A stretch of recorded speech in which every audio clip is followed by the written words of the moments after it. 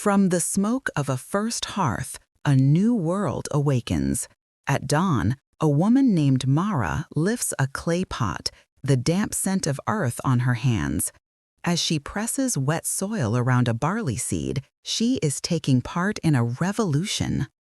Because a single stored seed multiplied by thousands changed everything. Surplus grain demanded walls for protection, watchers for security, and a system for counting.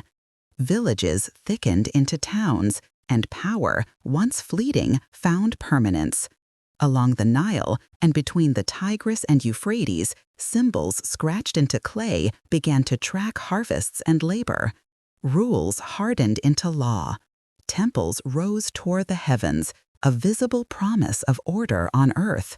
A similar story unfolded along the Indus and the Yellow River, where straight streets and stamped seals carried the rhythm of a new urban life. But how did these scattered settlements begin to imagine a world beyond their own horizon?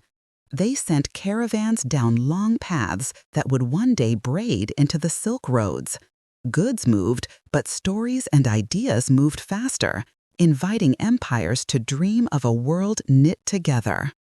Across 3 continents, classical empires rose and fell, uniting farmers and soldiers under a single banner.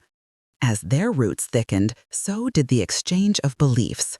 Hinduism framed a world of duty, Buddhism promised a path to release, and Confucianism taught the elegance of order. Judaism nurtured an identity of covenant, Christianity spread a message of universal love, and Islam united faith with governance.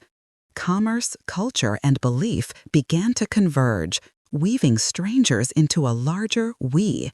And just beyond the horizon, a new kind of network waited, one that would ride not the roads, but the wind and the tide. Dawn breaks on a creaking ship in dark water, pushing toward an uncharted shore.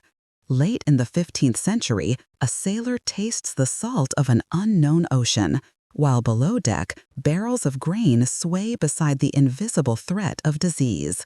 This was the dawn of a connected planet. The Columbian Exchange moved crops, animals, and microbes across the globe, creating fortunes and unimaginable grief. Sugar and silver funded empires, while the transatlantic slave trade scarred continents. But these new connections also sparked new ideas. The scientific revolution gave us new instruments to see the world, and the Enlightenment gave us new courage to question it. Then, steam and steel accelerated everything. Mills, railways, and telegraphs collapsed distance and time. Imperial ambition redrew the map of the world, sparking both vast exploitation and fierce resistance. The 20th century was devastated by total war, leading to a promise in 1945 of dialogue over destruction. A long Cold War gave way to a new era as colonies gained independence and activists fought for human rights.